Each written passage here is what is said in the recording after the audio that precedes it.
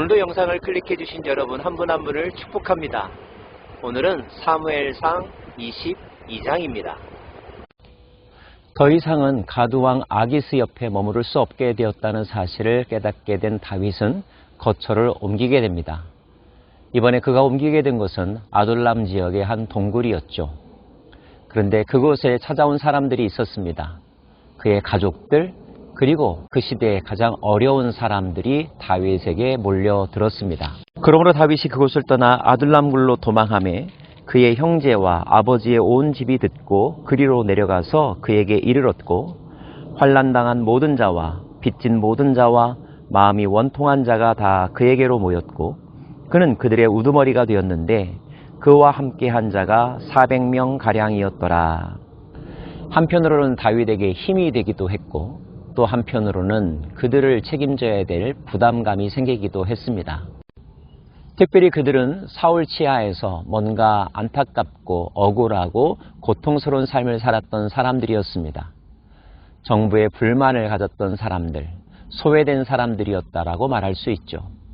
그들의 마음을 어루만져주고 그들에게 다시 꿈을 심어주고 다시 한번 살 소망을 불어넣어주는 일, 이것이 리더로서의 다윗이 해야 될 책임이었겠죠.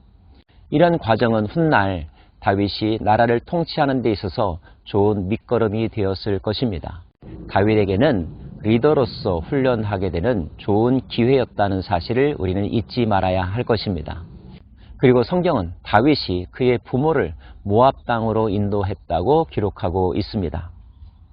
다윗이 거기서 모압 미스베로 가서 모압 왕에게 이르되, 하나님이 나를 위하여 어떻게 하실지를 내가 알기까지 나의 부모가 나와서 당신들과 함께 있게 하기를 청하나이다 하고 부모를 인도하여 모압 왕 앞에 나아갔더니 그들은 다윗이 요새에 있을 동안에 모압 왕과 함께 있었더라. 다윗의 족보를 아시는 분들이라면 다윗의 선조 가운데 보아스가 있고 그 보아스가 결혼한 아내 가운데 룻이 있다는 사실을 발견하게 되실 것입니다. 그 룻의 고향이 바로 모압 땅이죠. 그렇다고 본다면 다윗은 지금 그의 부모를 자기의 외가의 나라에 피신시킨 셈이 됩니다. 그리고 한동안 다윗도 그곳에 머물렀었죠. 그런데 한 선지자가 다윗에게 찾아왔습니다. 선지자 갓이 다윗에게 이르되, 너는 이 요새에 있지 말고 떠나 유다 땅으로 들어가라. 다윗이 떠나 헤렛 수풀에 이르니라. 그 선지자가 하나님의 뜻을 대언한 것이라면 하나님은 왜 다윗에게 유다 땅으로 돌아가라고 했을까요? 유다 땅에는 아직도 사울이 그를 죽이려고 혈안이 되어 있는데 말입니다. 우리는 여기서 한 가지 사실을 깨닫게 됩니다. 다윗이 가드 땅으로 갔었을 때에도 오래 머무를 수 없었습니다. 그가 모압 땅에 있을 때에도 하나님은 그로 하여금 유다 땅으로 돌아가라고 말씀하십니다. 하나님은 이러한 말씀들 속에서 도피하는 것이 문제 해결이 될 수 없다는 것을 가르쳐 주시는 듯 합니다. 아무리 어렵고 힘들어도 그 어려운 환경 속에서 견뎌내라는 것입니다. 배울 것을 배우라는 것이죠. 너가 해야 될 일을 해야 한다고 말씀하고 계십니다. 이와 같은 예를 우리는 사라와 하갈에게서도 발견하게 됩니다. 하갈이 사라를 떠나여서 피난했죠. 그러나 그때 하나님께서 하갈에게 뭐라고 말씀하셨습니까? 다시 내 주인에게로 돌아가라고 말씀하시죠. 성경 전체를 통하여서 하나님이 주시는 고난에 대한 이해와 자세는 고난을 회피하지 말라는 것입니다. 고난과 맞닥뜨리고 견뎌내고 그 속에서 더욱더 강한 사람이 되라는 것, 이것이 하나님이 우리를 고난의 학교에 입학시키시면서 요구하시는 바인 것을 기억해야 할 것입니다. 사랑하는 여러분, 고난은 누구에게나 피하고 싶은 것이 분명합니다. 그래서 우리는 살 길을 찾고 그 장소를 떠나려고만 하죠. 그러나 어떤 고난의 경우에는 피하는 것이 답이 아니라는 것, 그 자리에 머물러야 한다는 것, 여러분이 현재 겪고 있는 어려움들과 관련하여 하나님이 무엇을 원하시는지 깊이 묵상해 보지 않으시겠습니까?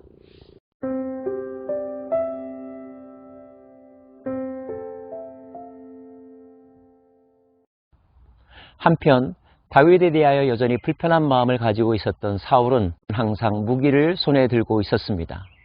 두렵다는 뜻이고 자기의 자리에 대하여 늘 불안해하고 있다는 뜻이겠죠. 사울이 곁에 선 신하들에게 이르되 너희 베냐민 사람들아 들으라. 이새의 아들이 너희에게 각기 밭과 포도원을 주며 너희를 천부장 백부장을 삼겠느냐. 너희가 다 공모하여 나를 대적하며 내 아들이 이새의 아들과 맹약하였으되 내게 고발하는 자가 하나도 없고 나를 위하여 슬퍼하거나 내 아들이 내 신하를 선동하여 오늘이라도 매복하였다가 나를 치려 하는 것을 내게 알리는 자가 하나도 없도다 하니. 사울은 여전히 불안해하고 있고 누구도 신뢰할 수 없는 상황 가운데 지내고 있습니다. 그리고 그는 베냐민 집안과 유다 집안을 부각시키면서 종족 간의 갈등을 부추기고 있죠. 요즘에도 이런 식의 연설로 지역 감정을 조장하고 자기 편들을 끌어모으고 갈등과 분열을 조장하는 사람들이 있지 않습니까? 그리고 그런 의도에 맞장구를 쳐주는 사람도 반드시 나타납니다. 말씀에는 도액이 등장하죠. 그때 에돔 사람 도액이 사울의 신하 중에 섰더니 대답하여 이르되 이새의 아들이 노베 와서 아히두베의 아들 아히멜렉에 이른 것을 내가 보았는데 아히멜렉이 그를 위하여 여호와께 묻고 그에게 음식도 주고 블레셋 사람 골리앗의 칼도 주더이다. 우려했던 바가 발생하고 있습니다. 도액이 그가 목격했던 것들을 사울에게 밀고하고 있는 것입니다. 사울은 흥분했습니다. 그리고 높당에 있는 제사장들을 소환하여 신문하죠. 왜 그렇게 했느냐고. 아히멜렉이 왕에게 대답하여 이르되 왕의 모든 신하 중에 다윗같이 충실한 자가 누구신지요? 그는 왕의 사위도 되고 왕의 호위대장도 되고 왕실에서 존귀한 자가 아니니까. 내가 그를 위하여 하나님께 물은 것이 오늘이 처음이니까 결단코 아니니이다. 원하건대 왕은 종과 종의 아비의 온 집에 아무것도 돌리지 마옵소서. 왕의 종은 이 모든 크고 작은 일에 관하여 아는 바가 없나이다 하니라. 아히멜렉은 상황을 설명하고 있고 사울을 설득하고 있습니다. 하지만 안타깝게도 그런 설득은 사울의 귀에 들어오지 않았습니다. 사울은 급기야 아히멜렉까지 죽이기로 작정하죠. 신하들에게 명령합니다. 그들을 제거하라고요. 하지만 신하들조차 이 일에 대해서는 주저합니다. 왜냐하면 그들은 하나님의 제사장들이었기 때문이죠. 그러나 이때에도 앞장서서 행동대장 역할을 하는 사람이 있습니다. 공을 세우고 사울에게 인정을 받고 자기의 자리가 더 높아지기를 꿈꾸었던 사람이었겠죠. 바로 도액이었습니다.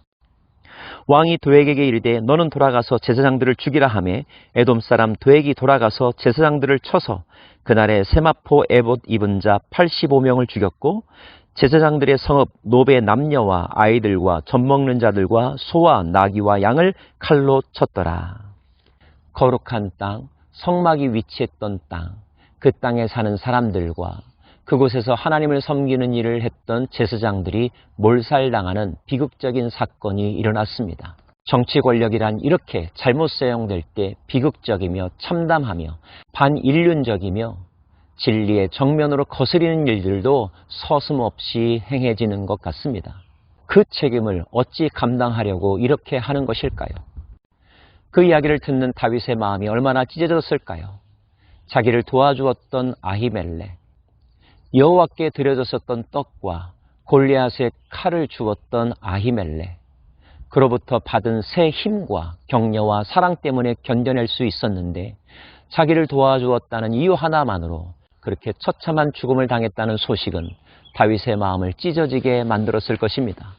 다윗이 아비아들에게 이르되 그날에 에돔 사람 도액이 거기 있기로 그가 반드시 사울에게 말할 줄 내가 알았노라. 내 아버지의 집에 모든 사람 죽은 것이 나의 탓이로다. 두려워하지 말고 내게 있으라. 내 생명을 찾는 자가 너의 생명도 찾는 자니 내가 나와 함께 있으면 안전하리라 하니라. 다윗의 마음은 참담했을 것입니다. 나 때문에 무고한 사람들이 죽는 것을 보면 모든 것을 그만두고 싶은 마음도 들었겠죠. 그러나 그는 더욱더 심해지는 비참한 상황 가운데서 낙심하고 연약해지는 것이 아니라 더욱더 강인한 사람으로 만들어져 가고 있고 오히려 자기와 같은 처지에 있는 사람들을 돕고자 하는 마음으로 새로 태어나고 있는 것입니다. 이것이야말로 하나님께서 고난의 학교를 통하여 우리에게 원하시는 바가 아닐런지요. 혹여나 지금 어려운 상황 가운데 처하고 계십니까? 더욱더 상황이 여러분에게 불리하게 작용하고 있습니까? 힘드시겠지만 버텨내시기를 바랍니다. 더불어 나만 힘든 것이 아니라 나와 같은 처지의 사람들이 있음도 돌아보시고 그들과 함께 힘을 모으고 또 그들을 도와가면서 이 고난을 잘 통과하실 수 있기를 바랍니다. 여러분의 마음과 의지에 성령의 도우심, 성령의 인도하심이 함께하기를 간절히 소망합니다. 기도하겠습니다. 하나님은 다윗을 유다 땅에서 빼내지 않으셨습니다. 그 땅에 머물면서 보고 듣고 경험하고 아파하기를 원하셨습니다. 그 과정을 통하여 더욱더 강해지라고, 해야 될 일이 무엇인지 발견하라고 말씀하시는 것 같습니다. 우리도 그 말씀을 듣기를 원하며 하나님의 뜻을 따라 대응하기를 원합니다. 오 주님, 피할 길을 열어주시되 그 속에서 더욱더 강해지는 우리 자신이 되게 하여 주옵소서. 예수님 이름으로 기도합니다. 아멘.